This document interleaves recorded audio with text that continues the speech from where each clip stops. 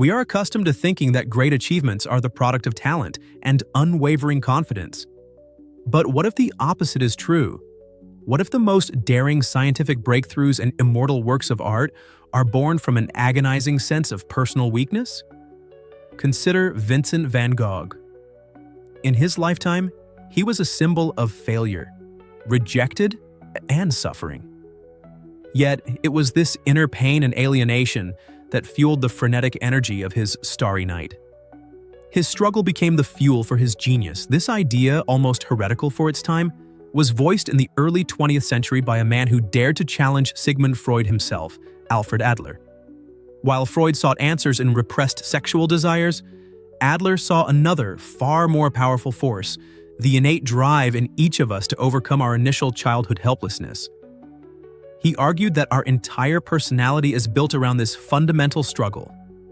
Freud saw the individual as an archaeologist excavating the ruins of the past.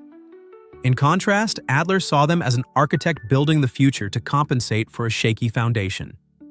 This was not just a battle of theories, but of two different views on human nature. Are we slaves to the past or creators of the future? But this raises a key question.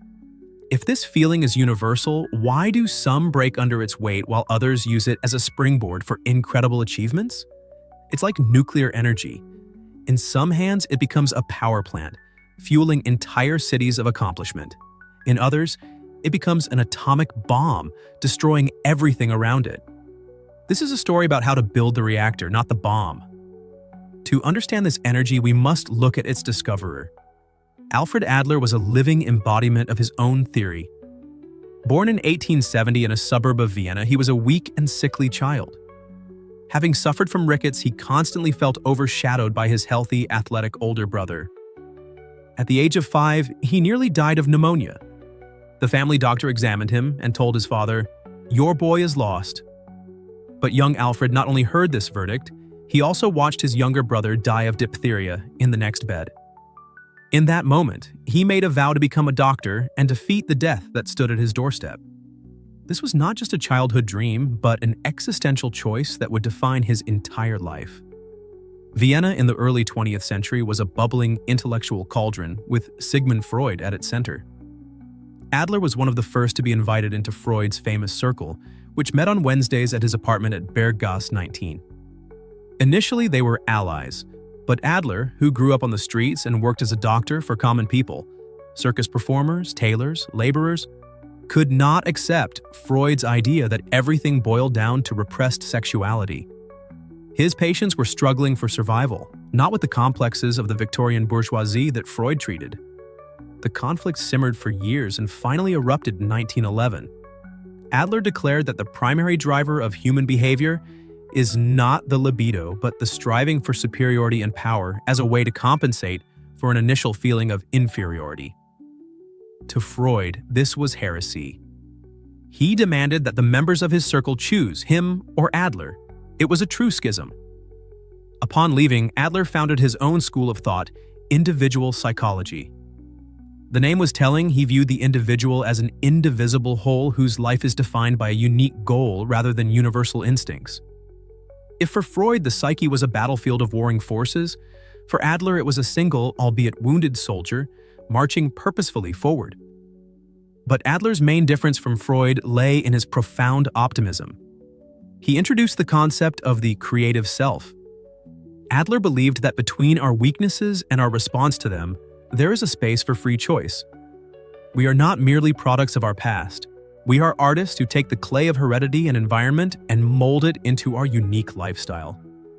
For Freud, a person was a canvas painted by the past. For Adler, we hold the brush ourselves. According to Adler, it is this very brush that begins its stroke from the same point for every one of us, a fundamental feeling of inferiority. He made a revolutionary claim that this is not a disease or a deviation, but a universal and unavoidable experience. At birth, we are completely helpless and dependent on giant, all-powerful adults. To an infant, the world is a land of giants. This state of total dependence is the starting point for the development of any personality. Adler, being a physician, viewed this as a biological fact, not a psychological problem. The feeling of inferiority, he said, is not a bug in the system, but the starting pistol for the race of life.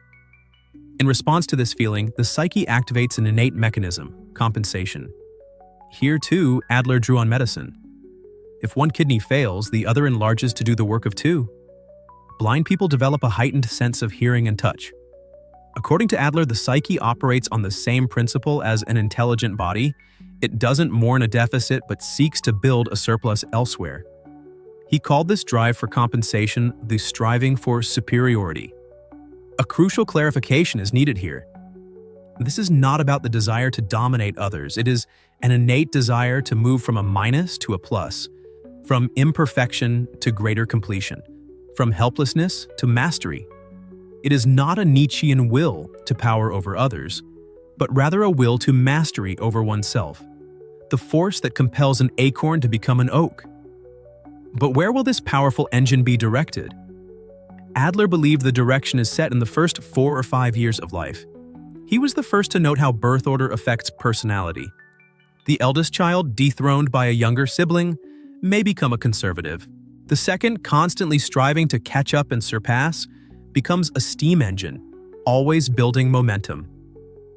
Adler, the second of 6 children, knew this eternal race from his own experience. He viewed the family as a family constellation, a system where each person's position, like a planet's, influences their path. All these elements, innate weaknesses, family atmosphere, birth order, intertwine into what Adler called a lifestyle. This is each person's unique way of achieving their goals, their personal strategy for combating the feeling of inferiority. This style is formed in early childhood and then runs through our entire life like a unique signature. It is always aimed at achieving some unconscious fictional goal. For example, a child teased for being weak might form the goal, "I will prove to everyone that I am the strongest." Adler borrowed this idea from the philosopher Hans Weihinger, who said we live as if our goals were real. It's like the North Star for a sailor. He will never reach it, but it helps him stay on course. The only problem is that sometimes this star leads the ship straight onto the rocks. It is here, at this fork in the road, that the striving for superiority can lead a person down 2 completely different paths. Adler compared this energy to a river. If it flows within the channel of the common good, it turns the turbines of progress and irrigates fields. But if this channel is blocked by selfishness, the water becomes a destructive flood, sweeping away everything in its path. The force is the same, the only difference is the direction. Consider the path of future US President Theodore Roosevelt. As a child, he was a sickly, nearsighted boy who suffered from severe asthma. One day, his father told him, "You have a sick body, but you must make of it a strong spirit." Roosevelt accepted the challenge. When, at 14, he was humiliated by 2 boys he couldn't fight due to his weakness, he began an all-out war with himself. He hired a former professional boxer and turned the 3rd floor of their house into a full gym. He obsessively pursued horse riding and hiking, turning his physical inferiority into a springboard for creating the image of a fearless leader. Or recall the classic example from antiquity, Demosthenes. Frail and with a speech impediment, he dreamed of becoming the greatest orator in Athens. His motivation was not abstract. He was an orphan whose inheritance had been squandered by his guardians. To reclaim his fortune, he needed to win his case in court, which required him to speak persuasively. His first public speech was a disaster. The crowd booed him off the stage. But this humiliation only spurred him on. He delivered speeches by the sea, trying to shout over the roar of the waves, and put pebbles in his mouth to perfect his diction. Adler would have called this a perfect example of overcompensation, when a deficiency is not just corrected, but transformed into an outstanding talent. But what happens when compensation goes down the wrong path? The result is what Adler termed a superiority complex. This is not healthy confidence, but an arrogant mask, hiding the same deep-seated feeling of worthlessness.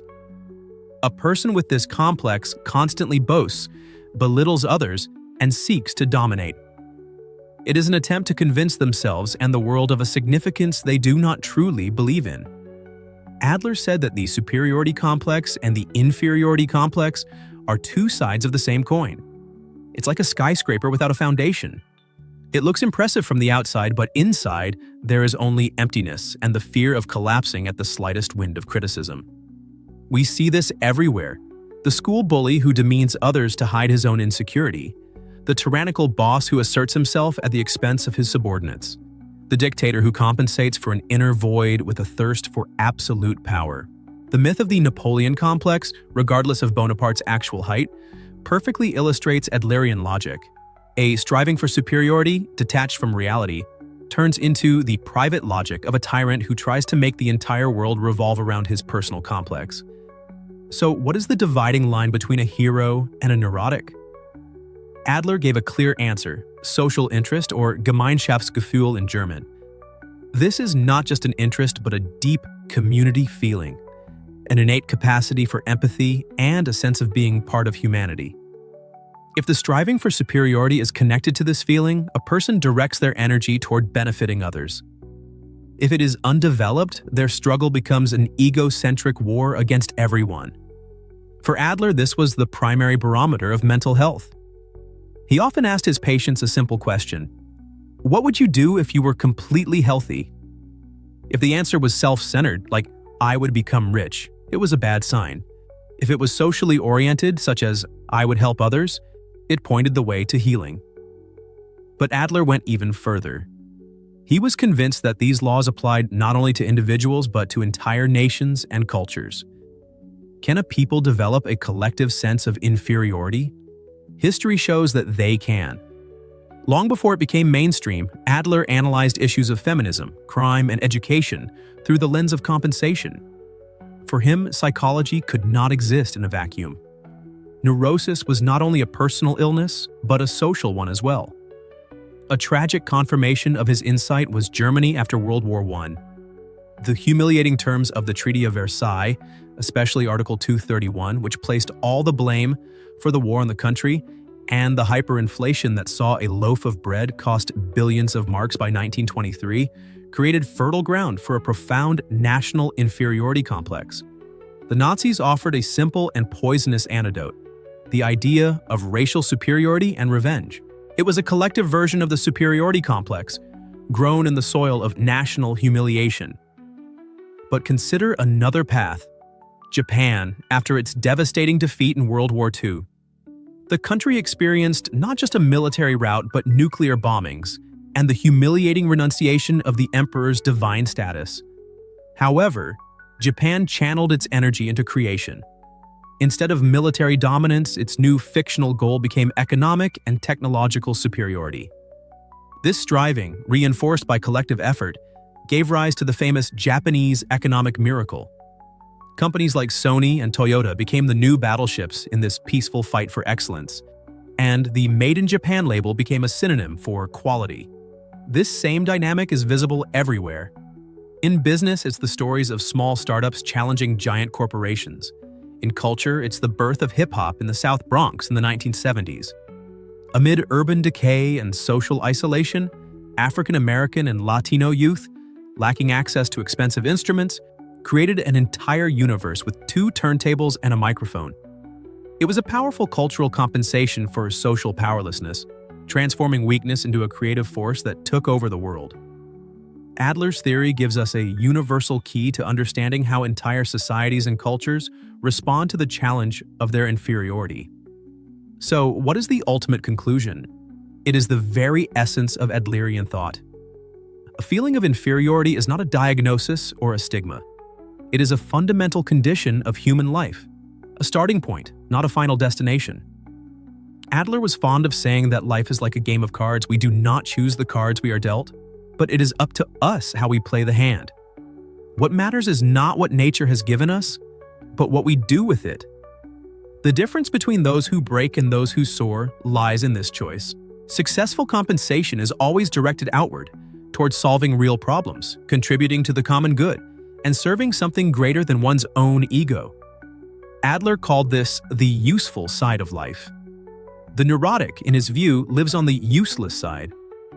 All their colossal energy is spent not on creation, but on an endless battle with the windmills of their ego, on avoiding defeat, and on proving their significance to a world that doesn't care.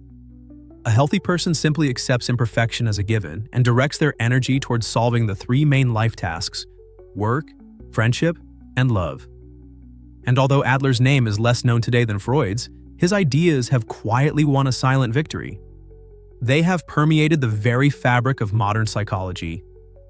Abraham Maslow, with his hierarchy of needs and the idea of self-actualization, was largely developing Adler's thought on the striving for perfection. Viktor Frankl, the creator of logotherapy, drew directly on him when speaking of the search for meaning. Albert Ellis, the founder of one of the most effective schools of psychotherapy, admitted that Adler was decades ahead of his time. In essence, Alfred Adler is the godfather of all modern positive psychology. Ultimately, his teaching is not just a theory, but a call to action. He invites us to stop seeing our flaws and fears as enemies. Instead, he suggests we see them as a map that points to where our greatest potential for growth is hidden. It is a kind of psychological alchemy. It teaches us not to discard the lead of our childhood traumas and complexes, but to see it as the raw material for forging the gold of our unique strength and contribution to the world. And the ultimate question he leaves for each of us is this: what weakness will you turn into your greatest strength?